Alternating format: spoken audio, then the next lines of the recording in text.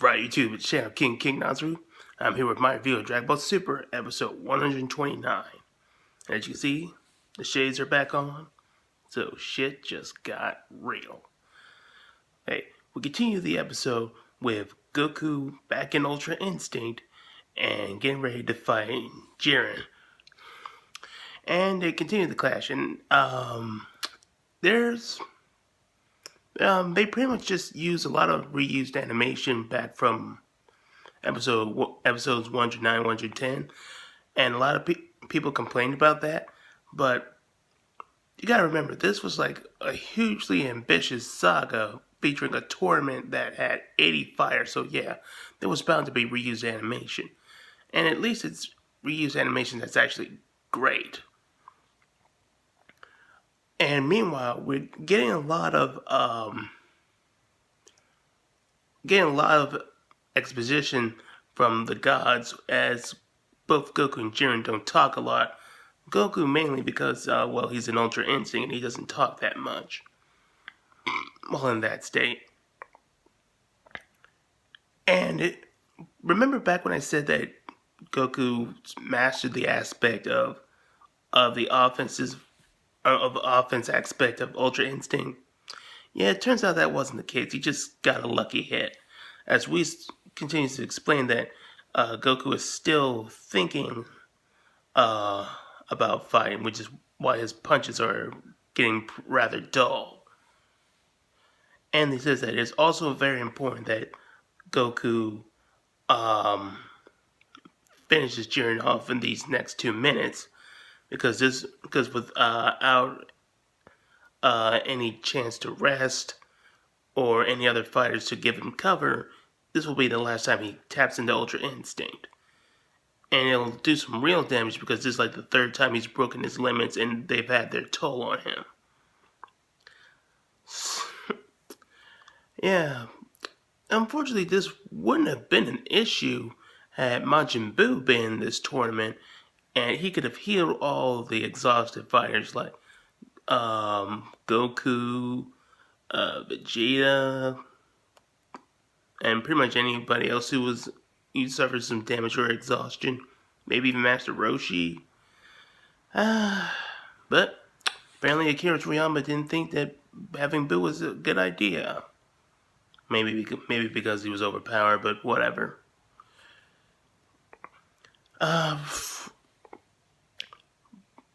But Goku decides that he doesn't want to repeat the same mistakes he did with Jiren. He decided to did with how he finished Kefla, and tried charging his Kamehameha to give the extra power that Ultra Instinct does, despite him thinking about his attacks instead of just allowing his body to do it for him.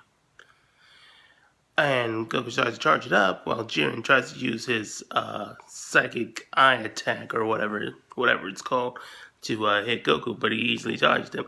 And he prepares to fire it, but Jiren decides to go full power and shoot a ki blast right through his Kamehameha and towards Goku. And this is where Universe 11 starts to get really cocky, thinking that now that Jiren's starting to get somewhat of the upper hand, that Universe 11's victory is assured. But we get this interesting moment with Vegeta, where he says that Goku shouldn't be underestimated, especially the same race, because within the 48-minute time span, all the Saiyans broke through their limits. Kabe went Super Saiyan 2, Kale controlled her Super Saiyan Berserk form, Caulifla went Super Saiyan 2, Caulifla and Kale fused and become Kefla, Vegeta went whatever his new form is called, which is basically just like an ascended Super Saiyan God Super Saiyan, and Goku gained Ultra Instinct. So yeah, he's got a point there. And now he's cheering on Goku to win, so their universe can survive, and they can wish back the Saiyans that were erased by Zeno. And then again, they'll probably just bring back all the other universes. So I did like this. It's nice character moment for Vegeta, as he has pretty much all the confidence for Goku, which he pretty much has no choice to since he's not allowed to fight anymore since he's disqualified. But yeah, but this spurs Goku on to continue fighting, and he continues to clash with Jiren, and they just keep powering up and have you. And then we get to see something really interesting, where Goku is caught in the corner of the ring, and might I say, the ring really got messed up. There's barely anything left. So it's really stunning just how much power was put behind this. And Jiren's pretty much got him cornered. And Goku decides to channel his aura into a ki shield and to block Jiren's barrages. But the problem is that eventually Jiren's going to either puncture through that, or the footing under Goku's where Goku is standing will break, and Goku will be taken out of the ring and disqualified. But Goku manages to take this moment to adjust his fighting stance, and finally starts unlocking the offensive version of Ultra Instinct, and is able to break through Jiren's onslaught. And then Goku starts charging up his power and releases so much ki that it actually starts to look more like a universe. So it's just like a giant universe of ki. It was really a great spectacle. And even Jiren is so impressed by this that he even starts to gain more respect for Goku, and decides that he's going to officially go all out. He wasn't going all out before. And Vermouth is just the clown god in Search of Universe 11 is just being driven nervous, as opposed to how confident he was a few minutes back. And he wants Jiren to destroy Goku at all costs. So Jiren starts charging up his full power blast, and then suddenly it just vanishes, and everybody's just wondering what just happened.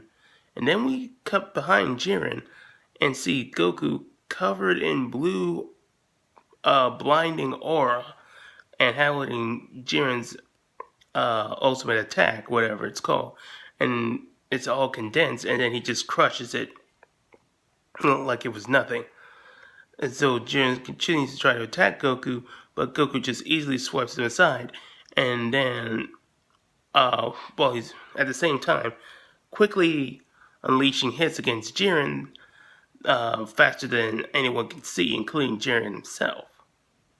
So this is like the same level of speed and offense that we've seen from the likes of Gogeta back in the movies and GT, unfortunately.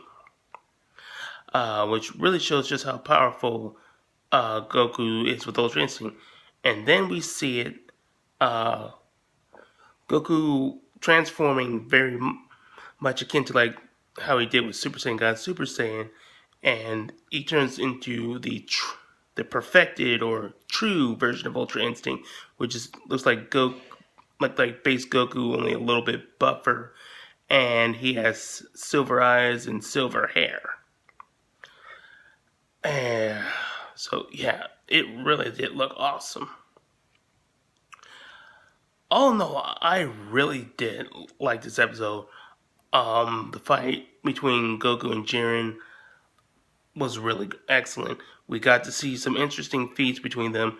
We got to see most of the gods start to respect Goku and be just awed by his level of Ultra Instinct, including Beerus, which seems, though his face kind of seemed like a mix between joy that his universe has a good chance of surviving, and a little bit of envy because Goku mastered Ultra Instinct before he did, which is going to bring into the question, is Goku now stronger than Beerus?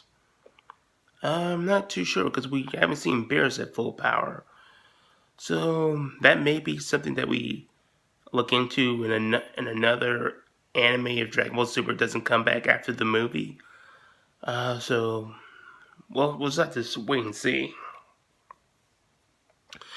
And seeing Goku tap into Ultra Instinct was nice.